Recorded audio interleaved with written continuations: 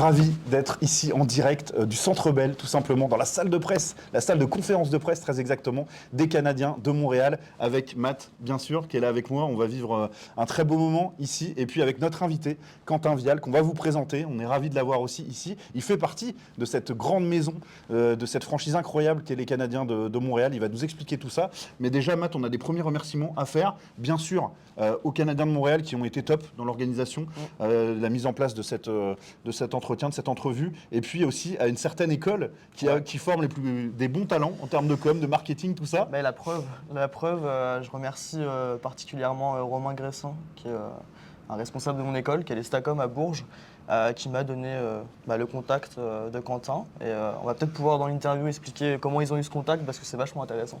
Ouais, tout à fait. Donc on va présenter notre invité tout de suite, Quentin Vial, invité, mais c'est lui qui nous invite presque chez lui, ici au Centre Bell, dans la maison mère, voilà le lieu le plus mythique du hockey peut-être au monde. Salut Quentin, ravi de t'avoir sur la chaîne des Balayeurs. Est-ce que tu peux déjà nous expliquer un petit peu, tout simplement, qu'est-ce que tu fais ici aux Canadiens de Montréal? Quel est ton rôle dans cette immense organisation? Merci à vous d'être venu. C'est un grand plaisir de vous recevoir ici. C'est une grande première aussi pour moi. Ça fait maintenant 1 an et demi que je travaille pour le groupe CH. Donc, le groupe CH regroupe le Canadien de Montréal, le Rocket de Laval, le Tricolor Sport qui est la boutique de tout le merchandising du Canadien, et Evenco et Spectra, donc, qui est la grosse partie de divertissement. Donc, tous les concerts et les festivals qui sont faits à Montréal sont gérés aussi par le groupe. Et donc moi, mon rôle dans l'équipe du groupe CH, c'est de vraiment gérer toutes les campagnes emailing et la partie CRM. Donc moi, j'ai un rôle de product owner pour l'outil qui s'appelle Salesforce. Je suis spécialiste et j'ai aidé les équipes dans leur transition justement et leur migration. Et je les aide à les former et à leur donner les meilleures pratiques pour produire des campagnes email et automatiser des processus. Donc, quand on reçoit un mail parfois qui concerne les Canadiens de Montréal ou qui concerne les concerts et tout ça, ça dépasse de loin le cadre du hockey. Finalement, ce que tu fais, il y a toi derrière quelque part qui a imaginé comment bien construire ça, que ce soit efficace, qu'on touche bien la cible, etc. On tourne autour de ça. Exactement. Donc moi, je m'assure que ce soit les bonnes personnes qui reçoivent l'email. Je travaille avec les équipes design pour justement faire en sorte de respecter les best practices en termes de emailing. Et je travaille aussi avec les équipes qui créent les campagnes, donc qui codent les emails. Et par la suite, on fait des reportings et on travaille là-dessus pour regarder, on fait des tests, beaucoup de tests, on voit ce qui fonctionne, ce qui ne fonctionne pas et on travaille là-dessus pour améliorer tout ça. Ah ouais, c'est passionnant et tout simplement, de Bourges, d'Estacom à ici, le chemin paraît long. En tout cas, il y a un peu d'avion entre les deux. Déjà, il faut monter à Paris, il faut prendre l'avion. Comment ça s'est passé pour toi? Est-ce que tu as candidaté à une offre? Est-ce que tu t'es déjà installé au Canada parce que tu avais envie un peu de vivre ici et c'est là où tu as saisi l'opportunité? Comment tu es arrivé tout simplement depuis l'école jusqu'au Canadien de Montréal? C'est très drôle parce que quand j'étais jeune, j'ai eu la chance de participer au tournoi Pee-Wee avec l'équipe de Grenoble en 2001. Et quand je suis revenu, j'ai visiblement dit à mes parents, je vais partir vivre au Canada. Donc j'avais 12 ans déjà. Et donc ça m'est toujours resté un peu dans l'esprit. Et suite à mon stage de fin d'études, j'avais encore cette idée en tête, mais je n'avais jamais vraiment pris le temps de me lancer. Donc après 2 ans de travail à Paris, j'ai vécu un licenciement économique. Et c'est là que je me suis dit, je pense que c'est le bon moment de partir. Aujourd'hui, ça fait 11 ans que je suis à Montréal et au Canada. Et comment j'en suis arrivé au Canadien? C'est très très drôle parce que dans mon esprit, jamais j'aurais pensé arriver ici un jour. J'ai eu la chance de rencontrer les bonnes personnes qui m'ont fait grandir au Cirque du Soleil. Donc avant le Canadien, j'ai travaillé pendant 7 ans au Cirque du Soleil. C'est immense, c'est immense. Vraiment, le Cirque du Soleil, c'est ce qui, en termes d'entertainment et de spectacle à travers le monde, vous en avez peut-être vu en France, il y en a partout dans le monde, c'est incroyable. En termes de renommée, là, on est même au-dessus du CH quand même. C'est dans un autre domaine, on va dire, mais ça touche le grand public. Voilà, là on a les arts et spectacles d'un côté, c'est une référence, et de l'autre côté dans le sport, toujours dans le spectacle, Quentin. C'est clairement le divertissement, mais c'est un divertissement à travers le monde, et le groupe CH, c'est le divertissement, mais local. Et donc j'ai eu la chance de faire mes pas là-bas, de monter mes skills. Et ce qui est très très drôle, c'est qu'à mon ancien responsable, je lui ai toujours dit, si je dois quitter le Cirque du Soleil, c'est pour le groupe CH. Incroyable. En fait, déjà de l'ambition. En fait, sa vie, elle est déjà écrite à Quentin. Il est écrite sur un papier et tout se déroule exactement comme prévu. Incroyable. Et tu as prévu de te marier avec Cindy Crawford ou avec non. quelque chose comme ça aussi ou non, je ne suis pas rendu là. Mais ce qui est drôle, c'est avec des contacts, j'ai appris que le groupe CH était en train de migrer vers l'outil que j'utilisais. Et de fil en aiguille, j'ai rencontré les bonnes personnes et ils étaient quand j'ai candidaté. finalement une candidature spontanée. Ils étaient en train d'ouvrir un poste qui n'existait pas et j'étais la personne pour ce rôle-là. Donc je pense dans mon monde idéal, ça ne serait jamais arrivé là, mais... C'est fou. Donc tu t'es formé à un outil spécifique dans le cadre de ton travail autour du Cirque du Soleil. Et le Canadien a travaillé autour de cet outil-là, a développé quelque chose, en tout cas pile poil là-dedans, au moment où tu as candidaté spontanément. Les planètes se sont alignées, les palais sont de alignés. bonnes circonstances, c'est incroyable. Ah ouais, sacré Le histoire. parcours est fameux. C'est fou. Et en plus, le hockey sur glace ne t'est pas inconnu. C'est ça qui est aussi hyper intéressant. Tu as joué au hockey sur glace, tu as même joué avec des joueurs qui sont encore aujourd'hui dans les championnats de France, en Magnus, en D1, même des joueurs qui ont joué en équipe de France. C'est génial ça aussi comme anecdote. Ouais, j'ai eu la chance, Grenoble est une des terres de hockey en France. Ah oui. Et donc j'ai commencé en Pee-wee et j'ai fini en junior à Villard-de-Lans. Donc c'est là que j'ai rencontré beaucoup de monde dans ma carrière. Donc jeune carrière, on va dire. Donc j'ai joué très jeune avec Sacha Trey, qui est 1 an de plus que moi. Et j'ai fini à Villard-de-Lans avec Damien Fleury. Ah oui, quelques grands noms de hockey, bien sûr. Qui venait justement de migrer de Caen à Villard-de-Lans et il était en transition entre le junior et la Ligue Magnus après de repartir à Grenoble. Mais c'est de très bons souvenirs et c'est comme ça que j'ai bercé finalement dans le hockey et que j'ai eu la chance aussi de découvrir le Canada de cette manière-là.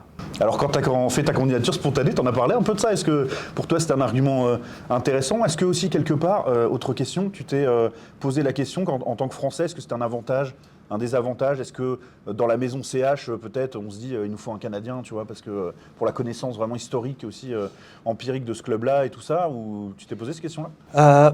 Pas spécialement. Je te dirais que ce qui est drôle au groupe CH, c'est qu'il y a plein de gens qui viennent de différents domaines et qui connaissent ou connaissent pas forcément le hockey. Donc, tu n'es pas obligé d'avoir une réelle affection avec le hockey, mais c'est sûr que ça aide beaucoup. Mais moi, en tant que Français, même encore aujourd'hui, et quand je joue, je suis le petit Français qui joue au hockey. Donc, pour les Québécois et les Canadiens, c'est toujours drôle. Mais non, je ne l'ai pas forcément valorisé, on va dire. Mais c'est sûr que quand tu rentres dans l'organisation et tu mentionnes que tu as un lien affectif avec le club ou avec le sport, eh ben, c'est sûr que ça fait bien paraître auprès des RH. Ah oui, c'est clair. Mathéo, tu avais peut-être quelques questions pour Quentin? On en a plein. Je me pose, oui, c'est assez dingue. En plus d'être ici, il y a Martin Saint-Louis qui arrive juste après. Exactement. Le timing est fou.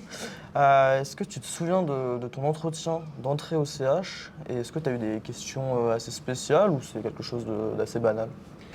Tout de suite, je savais que c'était pour un poste qui n'était pas encore ouvert, donc il fallait que je me valorise et que je montre que j'étais la personne qui pourrait les aider surtout à grandir et avoir tout de suite être la personne référence pour ça.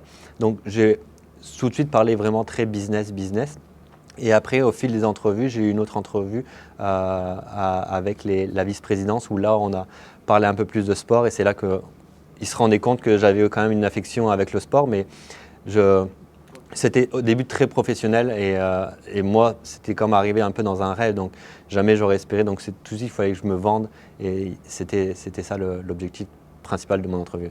Alors on a vu Stéphane Gervais au Rocket de Laval qui nous parlait du défi permanent que c'est d'être dans cette organisation-là, puisque c'est une des plus grandes au monde et on se doit, on espère en tout cas être toujours au top, être une référence dans son domaine le plus possible. Toi, c'est le type de challenge que tu te fixes. J'imagine qu'on se forme constamment, qu'on s'adapte constamment et qu'on essaye de comprendre en direct, en tout cas, presque à ton niveau, comment pense la société, comme on pense le consommateur derrière, celui qui va venir voir des matchs du CH, celui qui va venir voir des spectacles, celui qui va vouloir acheter des chandails. Tu es obligé tout le temps de te positionner comme ça et d'avoir un temps d'avance finalement, d'être tout le temps en prise directe avec la société d'aujourd'hui? C'est sûr. Et en même temps, on a la chance que le Canadien est l'équipe la plus représentée dans le monde, la plus aimée dans le monde. Donc tu sais, la fan base est incroyable. Donc on a cet avantage-là. Donc c'est sûr que les membres, les partisans ont cet engagement-là, donc à la défaite comme dans la victoire. Mais c'est sûr qu'on se doit de toujours créer la meilleure expérience. Nous, l'idée, c'est quand tu viens ici, tu vis la meilleure expérience qu'on peut te proposer, que ce soit en termes de communication, en termes de merchandising, en termes d'expérience visuelle. Donc oui, c'est beaucoup de travail, c'est beaucoup de recherche et développement, il y a beaucoup de brainstorming pour trouver les meilleures façons. Après, c'est sûr qu'on a aussi des contacts avec les autres équipes de la Ligue. Donc ça nous permet justement de comprendre un peu ce que les autres font et de s'adapter et voir peut-être prendre quelques idées des uns et des autres et les adapter à notre façon aussi. Justement, tu as une vision un peu avec ton temps d'avance, avec ce sur quoi tu es en train de travailler, de ce que comment va évoluer le marketing, qu'est-ce qui aujourd'hui, quelles sont aujourd'hui les grandes tendances, sur quoi on travaille. On a vu notamment dans la LNH beaucoup de communication sur les Premières Nations, revenir à un certain respect culturel des racines, des peuples, etc. Tout ça, est-ce que toi ça joue dans ta façon de travailler le marketing, etc. Est-ce que vous êtes sans cesse en lien comme ça avec la partie communication, plus là pour le coup, image, communication? Pas tant, nous on est vraiment plus sur la promotion de vente, donc l'idée nous c'est de remplir le Centre Bell, de faire des campagnes qui font du sens, d'aller faire la promotion. On a des nouveaux éléments dans le Centre Bell, des parterres qui se développent, qui sortis récemment, il y a une annonce là-dessus. Donc nous l'idée c'est vraiment de faire la promotion, de donner la meilleure expérience quand la personne rentre dans le Centre Bell. Tout ce qui est communication plus large auprès des les soirées, les Premières Nations, les soirées par rapport aux minorités. Là-dessus, non, ce n'est pas nous qui décidons de ça. Nous, on s'adapte, c'est sûr qu'on va valoriser ça de différentes façons, donc avec des produits, du merchandising, il y a des entrées, enfin des visuels qui sont développés tout autour de ça, mais sinon, moi, là-dessus, non, c'est pas notre, c'est vraiment les communications qui gèrent ça. Ok, hyper intéressant, donc l'expérience ici. Ça veut dire que le temps où, jadis, ça fait bien longtemps maintenant, où on venait juste, on s'asseyait à sa place, on regardait un match et on repartait, on est à des années-lumière de ça. On propose bien plus qu'une expérience de visionner un match finalement aujourd'hui au CH et ailleurs d'ailleurs dans le hockey. Définitivement. Mais c'est pour ça que nous, l'idée, c'est de faire rentrer les gens plus rapidement dans le Centre Bell le plus tôt possible pour qu'ils puissent profiter de l'ensemble des avantages d'être dans le Centre Bell. Il y a plein d'activités pour les jeunes. Il y a des soirées étudiantes justement pour proposer des rabais et donner une expérience. Parce qu'on s'entend que les prix des billets peuvent être des fois très très très chers. Ouais, on en parlait tout à l'heure, rien que pour les débuts de Connor Bedard, il m'expliquait les billets tout en haut, c'est $500 minimum, quoi. Ouais, bah, tout à fait. Bah, y a déjà des prix revente, etc. Mais déjà, dès le début de saison, avec le calendrier, il y a des catégories de places. Je ne sais plus si c'est or, argent, bronze, en fonction de l'adversaire et de sa popularité supposée. Notamment, les matchs contre Toronto sont toujours au sommet et parmi les plus chers. Ouais, donc c'est hyper intéressant ce côté-là. Et avec toutes les équipes, puisque moi je travaille aussi pour une agence de voyage qui fait venir tous les enfants au tournoi Piwi de Québec, des enfants d'Europe, des équipes d'Asie, etc. Et dès qu'on peut, on les fait venir évidemment voir un match du CH. On est en lien avec les gens qui gèrent la partie groupe. Et c'est hyper intéressant. On est là, on commande cette année. Je crois qu'il y a eu pour y acheter plus d'1 millier de billets d'acheter pour le CH sur 3 ou 4 matchs différents suivant les séjours de nos équipes. Et on sait que c'est une expérience, quand on vit au Canada, quand on aime le hockey, on a envie de voir un match du CH, quoi. C'est sûr, c'est sûr. Moi, je me souviens justement jeune, à l'époque, ça s'appelait le Centre Molson, avant qu'il soit renommé Centre Bell. Et on avait assisté à l'entraînement des Canadiens et d'être dans cet amphithéâtre-là et de voir les joueurs sur la glace, c'était impressionnant. On n'avait pas assisté au match, par contre. On avait assisté à un match à l'époque, c'était les Citadelles de Québec. Donc c'était l'équipe AHL qui est maintenant le Rocket. Et juste l'amphithéâtre et le Colisée Pepsi était incroyable. Donc en tant que jeune qui a 12 ans, d'assister à ça, on a les étoiles plein les yeux là. Ouais, c'est clair, on a envie de revenir ici et puis de découvrir toutes les expériences. J'ai pas 12 ans, j'en ai 18, mais j'en ai plein les yeux aussi depuis tout à l'heure. Moi, j'avais une autre question. Tu as quand même l'un des lieux de travail les plus magiques du hockey. Hein. Si tu croises des Suzuki, des Caulfield, c'est comment? Enfin, moi, je me mets à ta place, je pense que je serais comme un fou de les croiser, pas comme collègues, mais un peu, parce que vous travaillez tous pour le Canadien. Comment sont les relations avec les joueurs, rien qu'au marketing? C'est drôle parce que tu n'as pas envie de jouer la groupie, mais tu les admires parce qu'ils sont. Mais ça reste des êtres humains aussi, donc c'est des sportifs de haut niveau, des êtres humains. Donc c'est arrivé d'en croiser et de se dire allô. Ils sont ouverts à discuter si tu as besoin de discuter. On les a croisés lors des parties de Noël. Donc on avait. Cet hiver, on avait Cole Caulfield, Nick Suzuki, Kirby Dach et Raphaël Harvey-Pinard. Donc ils étaient ouverts si tu veux discuter avec eux. C'est sûr qu'on ne va pas avoir une conversation d'1 heure avec eux, mais ils sont présents et ils sont là aussi pour montrer qu'on est finalement des collègues d'entreprise. Ouais, c'est Ah ouais. ça. C'est intéressant parce que On avec peut dire Stéphane qu'il est Gervin, on en parle collègue, aussi. ouais. Ouais, Collègue tout à avec fait. Nick Suzuki, il y a pire. Il y a pire. C'est pas mal, le costume n'est pas toujours le même. Mais, Non, exactement.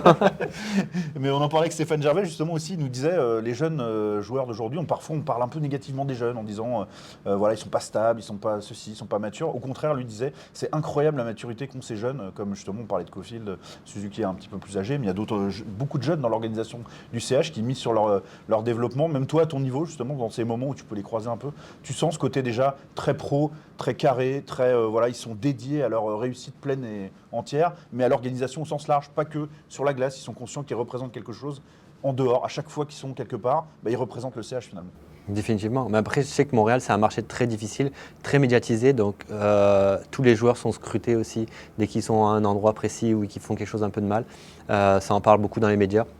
Donc, c'est sûr qu'ils ont un rôle encore plus d'ambassadeur, d'être pro et d'être irréprochable sur la glace et en dehors de la glace. Donc, ça joue beaucoup. Montréal, je pense que c'est un des plus gros marchés pour ça.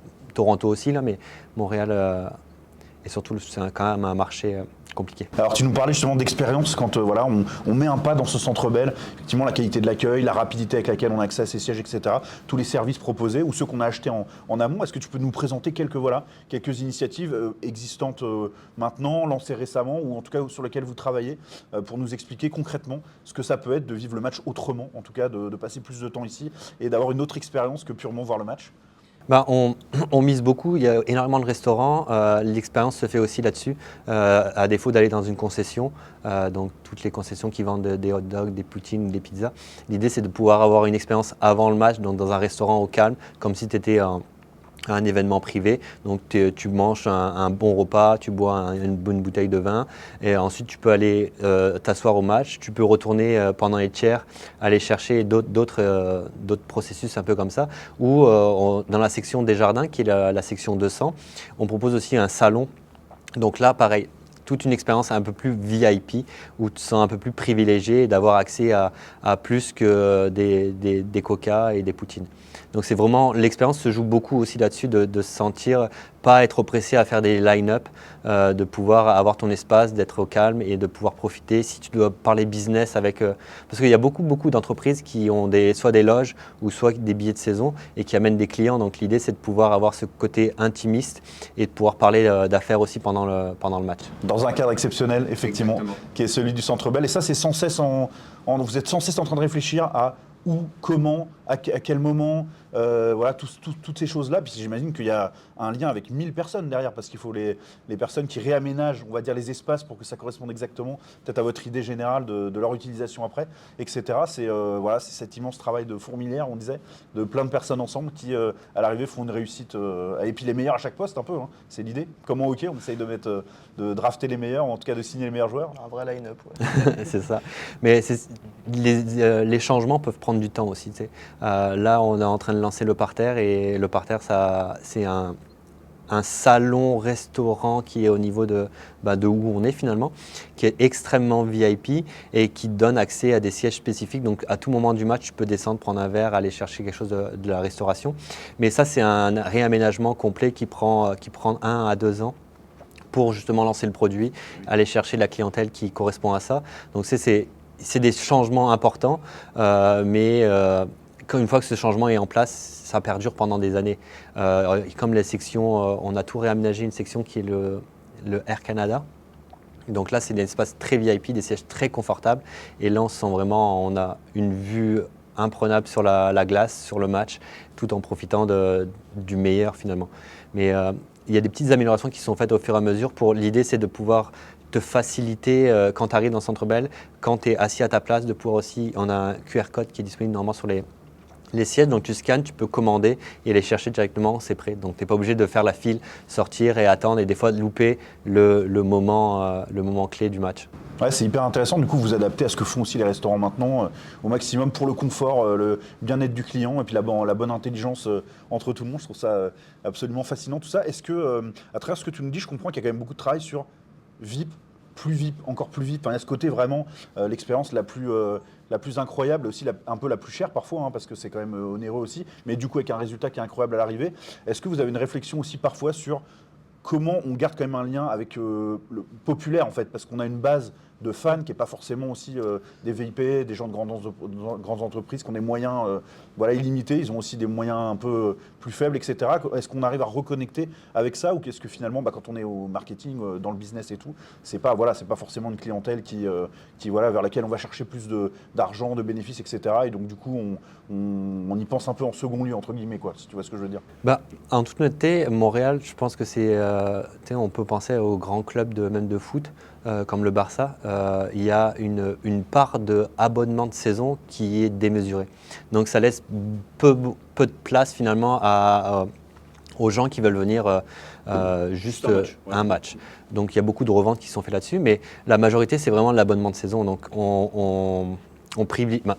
Malheureusement, on ne peut pas privilégier ça, mais on est victime, finalement, le Canadien est victime de son succès et ça peut prendre des fois 2 à 3 ans, voire plus, avant de pouvoir accéder à un abonnement de saison. Donc, il y a des listes d'attente. En fait, aujourd'hui, si on veut s'inscrire, on n'a pas son abonnement pour l'an prochain. C'est dingue. C'est pas comme chez nous en France. C'est inimaginable.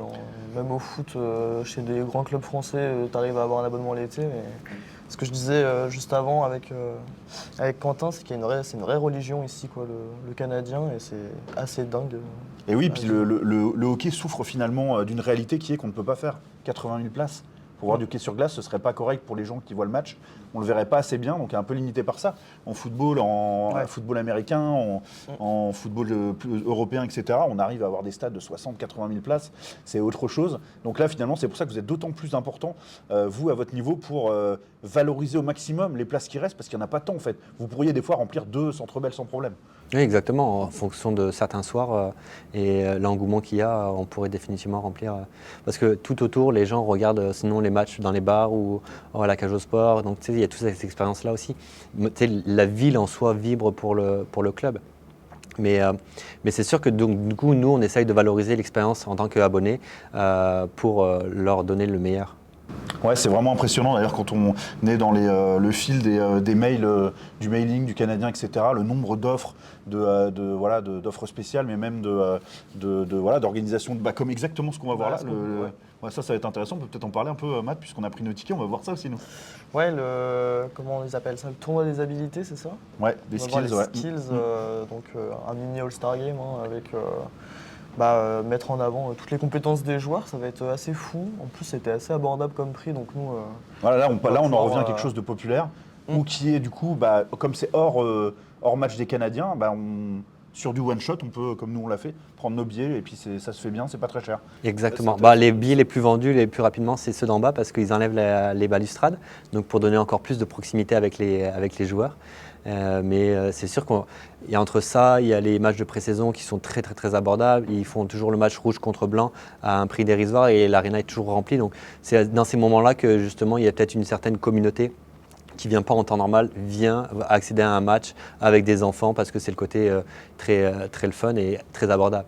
Après, le Canadien, oui, le Canadien a des prix et une popularité qui a un impact, mais le Rocket de Laval aussi propose beaucoup de choses et ce côté très familial est encore plus grand là-bas. Et puis honnêtement, l'expérience de match se rapproche de plus en plus d'un match de NHL. L'aréna est formidable, c'est un mini Centre Bell en fait, et la qualité des services, les coursives, l'entrée facilitée, c'est pro. Hein. Là, j'ai pu faire un peu les coursives ici, mais c'est juste le Place Bell en bien plus grand, mais sinon dans le type d'aréna, c'est vraiment la même chose. Et sur le show proposé, on retrouve un peu ce qu'on retrouve en NHL, quoi. Il y a la Kiss Cam, etc.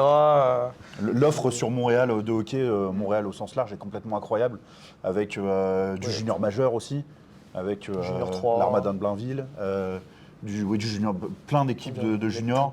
Nous, on était allé voir un match de LNH, où là, pour le coup, on est très loin du Centre Bell, mais c'était très sympa aussi, notre ambiance. C'est un autre hockey, ouais. Là, pour le coup, on est purement dans le familial et dans le populaire, donc c'est aussi très intéressant. Ouais. Mais oui, tu as tout à fait raison de le dire. Effectivement, l'expérience CH, c'est pas forcément que le Canadien de Montréal. Au Rocket, on voit des matchs de haut niveau, des futurs joueurs qui seront peut-être aussi les stars de demain de l'équipe du Canadien. Et là aussi, on voit qu'il y a un gros travail sur ce qui est proposé aussi. Donc toi, tu disais, dans ton travail aussi, tu es amené à penser l'expérience du côté du Rocket aussi. Je travaille avec eux et l'idée, c'est qu'on brainstorm aussi, ce qui développe plein de nouvelles choses. On est en train de développer des nouveaux projets. Donc là, l'idée, c'est de pouvoir aller cibler aussi des nouvelles personnes, d'avoir des offres plus alléchantes, mais ils proposent ici beaucoup de choses. Les prix sont tellement abordable. Et justement, le côté familial est encore plus représenté, je trouve, là-bas. Mettons, hier, j'étais au match des Rockets et le nombre de groupes d'enfants avec leur chandail d'équipe est juste incroyable. À Montréal, c'est beaucoup moins présent parce que les prix ne sont pas pareils et la disponibilité aussi est plus compliquée. Mais ce côté-là du Rocket, j'ai vécu les séries. L'année dernière, ils ont fait un match de série, malheureusement. Mais l'année d'avant, ils se sont rendus très très loin et l'atmosphère dans la Place Belle était incroyable. J'ai retrouvé des sensations que j'avais eues à Montréal. Et à Montréal, j'ai eu aussi la chance d'assister à quelques matchs de série, dont un match incroyable où c'était en 2014, il me semble, ou 2015. Et ils étaient rendus en finale de série contre New York. Ils perdaient 3-1 la série. Donc s'ils perdaient ce match-là, ils s'étaient éliminés. Oui. J'étais tout en haut dans le centre Bell, donc collé au mur. Et ils ont fait un match incroyable. Et l'ambiance était juste hallucinante. Et c'était l'un des plus gros souvenirs que j'ai. Par rapport à Pôle Sud. Par rapport à Pôle Sud, quand même. C'est sûr que ça doit changer. Moi, j'avais une autre question, parce que du coup, tu travailles pour le Rocket et pour le Canadien. Sportivement parlant, il y a des joueurs qu'on va les mettre à l'essai au Rocket, on va tenter des choses, etc. Est-ce que c'est la même chose pour toi? Est-ce qu'il y a des choses que tu essayes avec Laval ou que tu fais essayer pour potentiellement mettre en place avec le Canadien? Ou c'est vraiment deux espaces différents? C'est différent parce que le Canadien est là beaucoup plus longtemps, donc il y a des choses mettons, on va prendre du Canadien qui ont fonctionné, on va les essayer par exemple avec le Rocket, mais à l'inverse un peu moins, en tout cas de mon côté, peut-être les équipes de com le font plus de ce côté-là, mais c'est sûr que il y a des choses qui fonctionnaient pour le Canadien et qu'on va essayer de développer avec le Rocket parce qu'on voit qu'il y a l'engouement, on voit qu'il y a l'affluence pour ça et on voit qu'il y a les groupes cibles pour ça. Ah, c'est hyper intéressant. Est-ce que justement, j'avais envie de te poser cette question-là, mais pour les clubs français qui ont pas les moyens du groupe CH, etc., mais ils peuvent prendre des bonnes idées par contre, est-ce que toi, tu aurais des conseils ou en tout cas des pistes de réflexion sur comment repenser l'expérience d'un match, parce que ça reste un match de hockey, hein, en France aussi, et peut-être juste des pistes de se dire, des conseils que tu aurais en disant travaillez plus cette partie-là. C'est ça qu'il faut travailler pour faire évoluer votre club, faire aussi faire rentrer plus d'argent et donner une expérience de match encore plus incroyable aux partisans et puis à tout le monde qui peut venir au match. Je sais que Grenoble prend beaucoup d'idées un peu nord-américaines dans le show visuel, l'introduction, tout le spectacle autour. Mais c'est sûr que la clé de toute équipe, c'est les fans. C'est les vrais fans, c'est eux qui sont là dans la victoire comme dans la défaite. Et c'est eux qui te font vivre d'une certaine manière. Donc, d'organiser des événements tout autour pour les remercier, pour aller chercher des interactions avec les joueurs ou autres. Il faut les chouchouter, quoi. Exactement. C'est ça la clé. Et aujourd'hui, à Montréal, c'est ce qui se passe. Et de pouvoir avoir accès à ça et que le premier match de la saison, rouge contre blanc, les joueurs sont dans le Centre Bell et ils font des checks à tous les petits jeunes. C'est ça, d'organiser des événements autour, d'avoir des séances de signature ou lors d'inauguration des patinoires bleu, blanc, rouge. Donc c'est un concept que la Fondation a mis en place. Donc il y a quelques patinoires au Québec et dont à Montréal qui sont réfrigérées à l'hiver, à l'année longue. Et donc là, lors de l'ouverture, souvent il y a quelques joueurs qui sont là et ils font du contenu avec les jeunes et juste se donner accès à ça. Et la Fondation des Canadiens aide beaucoup, la Fondation pour l'enfance aide beaucoup pour ça. Ça, c'est vraiment mettre en avant l'humain et un peu mettre de côté le côté business et vraiment rappeler que ça reste du sport et le sport c'est vraiment basé sur les relations humaines. C'est vachement intéressant. Parce que tu sais, dans les yeux d'un enfant, le côté business, il ne le voit pas. Donc lui, il est juste émerveillé parce qu'il a assisté à un match où il a vu son joueur préféré. Parce que... Ça n'a pas de prix, ça, c'est clair. On est bien d'accord là-dessus, complètement. C'est hyper intéressant tout ça. En tout cas, on a eu beaucoup de choses à se dire et puis je pense qu'il y en aurait des milliers d'autres. J'ai trouvé ça en tout cas très intéressant de discuter avec toi, d'échanger. Peut-être une dernière question pour finir, savoir si tu avais été surpris par certaines choses en arrivant ici par rapport à la projection que tu t'en faisais. Parce que finalement, c'était un aboutissement incroyable, professionnel et humain pour toi d'arriver dans le groupe CH. Il y a des choses qui t'ont surprise, je sais pas, par la grandeur, par la manière de fonctionner, par peut-être un peu, tu disais, le côté très hétéroclite des gens qui travaillent autour du CH. Choqué, non. Je te dirais, j'ai été pendant longtemps dans une honeymoon, on va dire, de travailler là, de venir ici au Centre Bell tous les jours, de pouvoir accéder aux matchs. J'ai la chance de pouvoir voir les matchs de la Galerie de Presse quand je veux. Donc ça n'a pas de prix là. C'est sûr que j'aimerais pouvoir accéder plus, d'amener du monde avec moi pour partager aussi ces moments-là. Donc ça, c'est vraiment le fun. Mais c'est sûr que je pense que le club est a une image tellement importante que forcément il est très populaire.